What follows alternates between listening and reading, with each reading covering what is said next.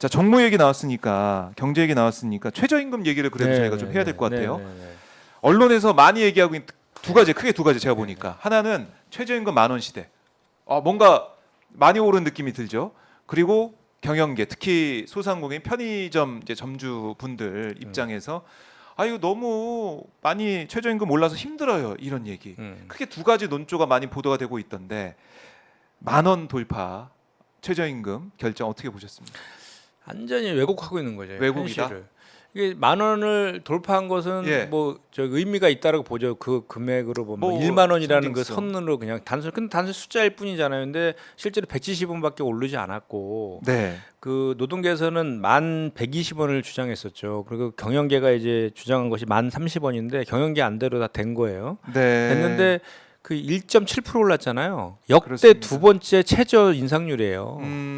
지난 21년도에 그것도 문재인 정부 시절에 1.5% 처음에 급진적으로 이제 초창기 때 올렸다가 이제 나중에 좀 임기 속도 말에는 조절했어요. 1.5로 이렇게 전체 맞추느라고 밸런스 하느라고 1.5% 올렸는데 그 이후에 저 두 번째로 낮은 인상률이에요. 네. 그렇기 때문에 높은 게 전혀 아니다. 그래서 1만 원이라는 거기에 눈속임 해서는 안 된다. 30원. 예. 1030원입니다. 10,000원 시대인데 1030원이에요. 예, 그러니까 그 최저임금위원회가 구성이 노사 동수로 9대 9에다 공익위원 5명 이렇게 되어 있거든요.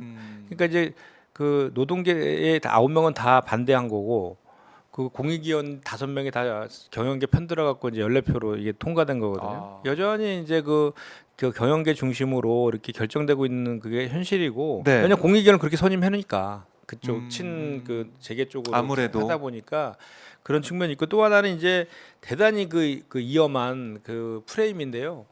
자꾸 을과 을들 간에 이거를 그 대립구도로 가져가는 건 대단히 잘못된 프레임이라고 저는 봐요. 아니 최저임금밖에 받지 못하는 노동자들하고 요즘 그 코로나 때문에 정말 힘들었는데 그것도 아직 다 그 저기 치유가 되지 않은 상태에서 네. 최근에 이제 고물가 뭐 고환율 고금리 이론에서 훨씬 더 그때부터 어려워진 게 소상공인 자영업자이거든요. 둘 다 대한민국 사회에서 보호받아야 될 을들이에요. 그 을들 간에 쌍을 붙이는 게 이게 얼마나 나쁜 프레임입니까? 그렇죠. 실제로 대기업이나 이런 쪽에서의 문제 아니겠습니까? 그리고 실제로 소상공인 자영업자 문제는 저희가 엊그저께 그 국회에서 긴급 토론회도 열고 그랬었는데 네. 어떻게 풀어야 돼요? 소상공인 자영업자가 정말 힘들잖아요. 지금 가계 부채가 1,100조에 육박하고 있고 역대 최대 폐업률을 기록하고 있어요. 작년에 91만 명 이상이 폐업을 했거든요. 예. 그리고 그거는 계속 더 증폭되고 있어요.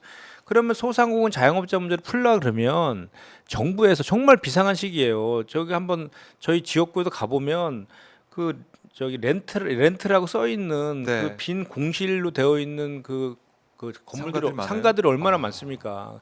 정말로 그 현실은 절박하고 백척간두의 저기 그 끝에 서 있는 거 벼랑 끝에 서 있는 게 소상공인 자영업자 현실이면 네. 그 정부가 어떻게 해야 됩니까? 정부가 이 문제를 풀어줘야 되잖아요.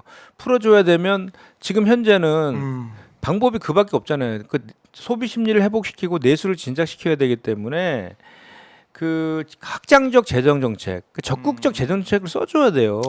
건전 재정이 아니라 확정적인 재정으로 가야 된다. 돈을 쓰고 안 쓰는 게 중요한 게 아니라 언제 쓰느냐가 중요한 거죠. 우리가 담비 오면 되게 소중하게 생각하잖아요. 그 담비라도 좀 내려주자라는 그 차원에서의 적극적 재정 정책인데 네. 그래서 우리 여당이 하도 안 한 정부 여당이 안 하니까 우리 민주당에서 법안으로 1호 법안으로 민생회복지원금 그 제출했잖아요. 네, 근데 그거 맞습니다. 그냥 저기 받아들이지 않고 안 된다고만 계속 하고 있는 그런 상황 아닙니까? 네. 거기다가 이제 또 하나는 그 이제 고정비가 많이 들잖아요. 그 저기 장사를 하다 보면 그러면 그 고정비들 있지 않습니까? 예를 들어 임대료라든지 뭐 전기 수도세라든지 그리고 뭐 이렇게 그 대출 기간 연장이라든지 이런 네. 것들을 실질적으로 좀 그 지금 절박한 시기라는 인식에 동의가 된다라고 하면 좀 비상한 대책을 써야 되는 게 맞잖아요. 그렇죠. 근데 그런 쪽으로 이 문제를 풀어갈 생각을 안 하고 무슨 저 최저임금 때문에 자영업자들이 힘들다 이런 논리를 이걸 풀려고 하는지 저는 이해가 안 돼. 예.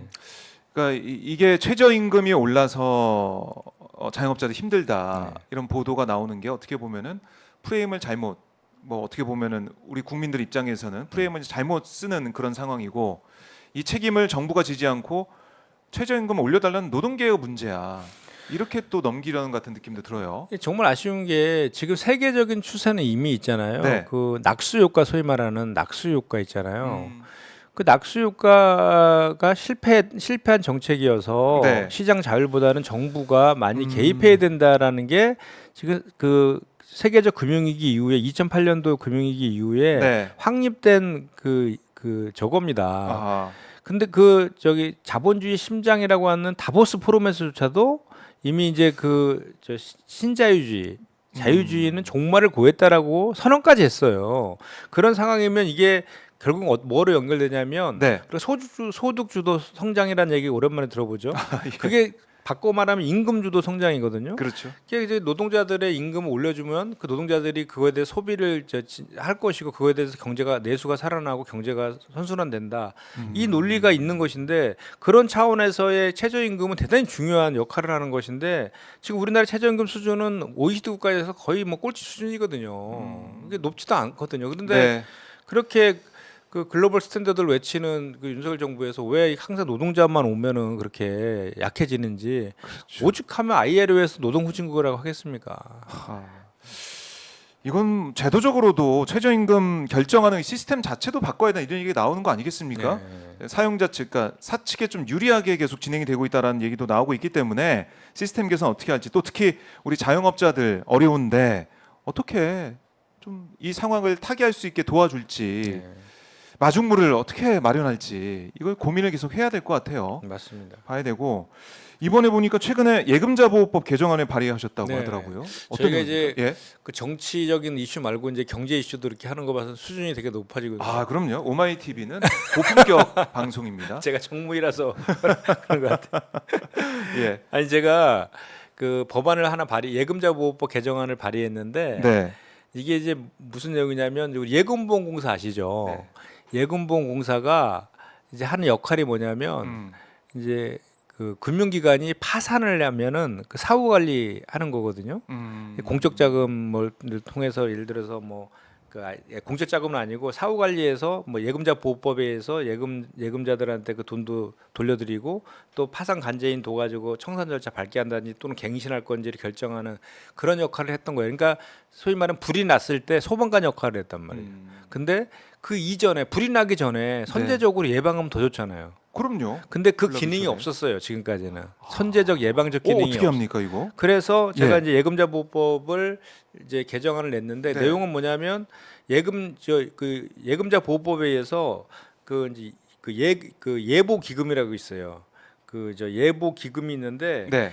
그 예보 기금은 예보 기금에 이제 금융안전 개정을 신설을 해가지고 이제 그 예측할 수 없는 그 금융 위기들이 있을 수 있잖아요. 뭐 부동산 PF라든지 네. 그런 상황이 있어서 긴급하게 유동성이 필요할 때 금융기관이 돈이 좀 부족하거나 유동성 위기가 있을 때 그 유동성을 사전적으로 선제적으로 먼저 지원해 주는 거예요.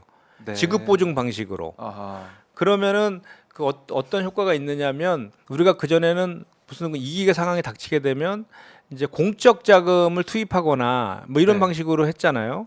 근데 공적 자금을 투입하게 되면 그 결정하는 과정이 대단히 오래 걸립니다. 국회 승인도 받아야 되고 뭐 어떻게 회사채를 어떻게 발행할 거면 등등 여러 네. 가지 있는데 이것은 그 이미 있는 예보 기금에서 차입금으로 쓰는 거기 때문에 새로 뭐 공적 자금을 더 받는 것도 아니고 원래 그 예보 기금 누가 내냐면 부보 금융기관들이 내는 거예요. 은행이라든지 뭐 보험회사라든지 증권사라든지 그 시장의 민간 금융회사들이 낸 예보 기금을 가지고 네. 거기에서 차입을 해서 그 이제 예방적으로 유동성을 공급하는 거기 때문에 우리 그 세금이 들어가는 일도 없고 그렇네요. 예, 그리고 사전적 예방적으로 그런 금융기관의 부실을 방지하게 되면 결국은 그 금융기관의 예금을 예치했던 우리 금융 소비자들을 궁극적으로 보호할 수 있는 거잖아요. 네. 그래서 그런 상생법이죠 어떻게 보면. 아 그래요.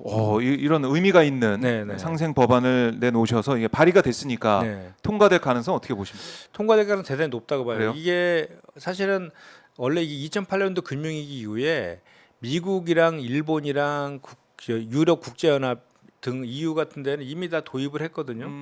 도입을 다 해서 지금 이제 하고 있는 그런 제도들에서 우리나라가 그거를 이제 벤치마킹 해야 된다는 얘기들이 늘 있었어요. 그래서 아하. 지난 21대 때도 발의가 됐었는데 네. 그 이제 그 우리 저 보좌진 얘기 들어보니까 예. 그 왜 이 취지에다 동의를 했는데 왜 통과가 안 되냐 그랬더니 정무위 법안 소위 자체가 열리질 않았답니다. 올해 들어가지고 한 번도 안 열렸대 아직. 정말 일을 안 했네요, 국회가. 그러니까 뭐 계속 공전만 된 거죠. 그런 것도 있고 이제 그때 21대 때에는 네.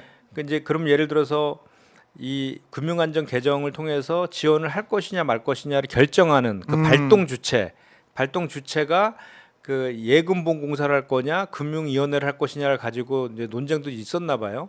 근데 이번에 제가 낸 법안은 그 미국이나 일본 EU처럼 그 저기 공공기관이 아닌 정부기관인 금융위가 하는 게 더 안정적이지 않습니까? 그래서 네. 금융위원회에서 발동 주체를 하는 거로 개정안을 냈기 때문에 뭐 정부도 반대할 이유는 없어 보이고 여야도 뭐 이렇게 무난히 통과되지 않을까라고 생각하는데 네. 그런 법들이 그냥 그 정쟁에 휘말려 가지고 상정조차 못하고 폐기된 것들이 하도 많이 봐가지고 그래요. 최선을 다해서 한번 통과시켜 보겠습니다. 알겠습니다. 22대 국회는 다른 결과를 가져올 수 있을지 지켜보고요. 자, 보니까 오늘 추경호 국민의힘 원내대표가 국민의힘 원내대책회에서 이런 얘기를 했네요. 민주당이 이원석 검찰총장을 청문회 증인으로 채택하려고 하는데 윤 대통령 탄핵 청원 청문회 증인 추가 채택을 한다는 거죠. 네. 피의자가 국회 권력을 가지고 본인을 수사하는 검찰을 때려 눕히겠다는 것 아니냐. 네. 이렇게 얘기를 했습니다. 추경호 원내대표가 이게 부당하다 이런 주장을 계속 하고 있는데 어떻게 보셨어요? 민주당이 피의자입니까? 너무하시네요 정말. 너무한다. 그 추경호 원내대표는 예. 사실 그때 그 저기 기재부랑 금융위에 근무할 때 제가 산별로제할 때 좀 뵌 적이 있거든요. 그래요. 되게 개인적으로 보면 성품이 되게 좋으신데 원내대표만 가면 저기 국민의힘 이상해지시더라고.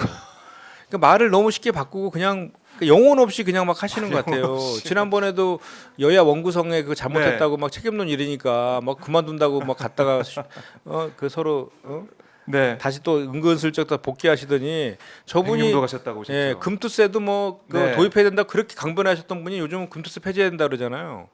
그러니까 일관성 좀 하여튼 그 일관성이 안 보인다. 국민의힘의 원내대표 자리는 그런 예. 자리인가 봅니다. 예. 왜 그럴까요? 그러니까 계속 이제 국민의힘 요즘에 보면 백드롭은 그래요. 거듭나겠습니다 이렇게 써 있거든요. 네. 뒤에 이제 회의실 뒤에 거듭나겠습니다 이렇게 써져 있는데 7글자. 거듭나겠습니다. 거듭나고 있습니까 어떻습니까? 그 특검을 거부한 자가 범인이라고. 예. 그 지난번 대장동 특검을 제일 처음에 발의한 사람이 누군지 아세요? 누구? 김기현 당시 원내대표 아닙니까? 그러다가 뭐 네. 자꾸 이상한 거 자꾸 나오니까 50억 클럽 나오니까 네. 갑자기 대장 특검 안 받는다고 그리고 백드롭에다가 저기 네. 특검을 거부한 자 범인 써놓고 있었잖아요 그때도. 야 그렇네요. 또 기억이 납니다. 불가사의한 정당입니다. 아니 그나저나 개원식은 안 하는 거예요? 못 하는 거 어떻게 되는 겁니까? 참 개원식은 해야 되잖아요 국회의원들이. 개원식은 사실 입학식 아닙니까? 그러니까 여야 할 것도 없이. 정장과도 아무 상관도 없는데. 그렇죠. 그러니까 그런 정치력이 정말 무의미하게 그거랑 이거 뭘 청문회를 계속 연관시키는 것 같아요. 그러니까 그거랑 연관시켜서 뭘 얻으려고 하는 거예요. 음. 누가 뭐 개원식 못 해갖고 안달이 났습니까? 뭐 했습니까? 뭘 좀 뭘 갖다 붙이려고 해도 좀 이렇게 좀 우리가 민주당이 야 이거 좀 고민이라도 좀 할 수 있는 것 같고 좀 저걸 해야지 예. 이게 뭔가 협의가 되고 저기 협상이 이루어지는 건데 아하. 말도 안 되는 걸 하니까 안타까움만 더해가고 있습니다. 개원식은 언제 할지 모르겠네 아직은. 예. 아니, 개원식 없이 근데 국회가 열려서 일을 한다는 것도 참 이 상식으로 이해가 안 가고 아까 입학식 얘기도 하셨지만 예. 어떻게 되는 겁니까? 입학식을 거부하고 있는 학생들 이거 어떻게 해야 됩니까? 학교에서 어떻게 됩니까? 그러니까 저는 정말 우리 초선 의원들이 예. 항상 뭐 인터뷰하면 정말 일하는 효능감이 국회 예, 만들겠다는데 상임위도 안 열리죠, 입학식도 안 해주죠. 예. 참 답답합니다. 그 와중에 고군분투 하고 있는 민주당 의원들 또 이제 김현정 의원 저희가 계속 만나고 있는데요. 오마이TV 확종 핫스팟을 고품격 방송 만드셔서 항상 감사합니다 의원님. 댓글을 보니까 맞다 카이님이 김현정 의원님 평택 갈 때마다 평택역 앞 민주당 알림 현수막 네. 연중 꾸준히 최고이십니다. 이렇게 아유, 고맙습니다. 효능감 느끼시나 봐요. 정말. 예, 거기 열심히 항상 하고 제가 있다. 답니다. 하. 그 평택역이 예. 저기 지난주에 그 착공식 했거든요. 거기가 이제 복합 문화광장으로 완전 리모델링 됩니다. 예. 차 없는 거리 좋아지겠네요. 들어오고 엄청 좋아집니다. 예. 한번 제가 제 지역구입니다. 놀러 가겠네요. 한번. 평택에 한번 놀러 가겠습니다. 예. 제가 한번. 완전히 새로운 세상을 보시게 됩니다. 2020년도에 완공이 됩니다. 2026년 26년. 기억하고 있겠습니다. 자, 오늘도 의원님 말씀 너무나 잘 들었고요. 네. 자, 정무위가 빨리 열려가지고 일하는 모습. 네. 여기 저희가 생중계 지금 복지도 열리고 해서 준비하고 있는데 상임위원장에서 상임위원회 이제 전체 회의에서 김현정 의원이 저는 저 안이 어떻게 생긴지를 몰라요. 아직. 저렇게 생긴 거예요? 저렇게 생겼습니다. 가서 직접 앉아보신 느낌도 제가 다음 주에 한번 들어보도록 하고 앉아서 질의하는 모습 생중계할 수 있게 좀 일할 수 있는 국회 됐으면 좋겠습니다. 그러게요. 예. 다음 주에 건강한 모습 뵙겠습니다. 네, 고맙습니다, 의원님. 네, 고맙습니다. 감사합니다. 네.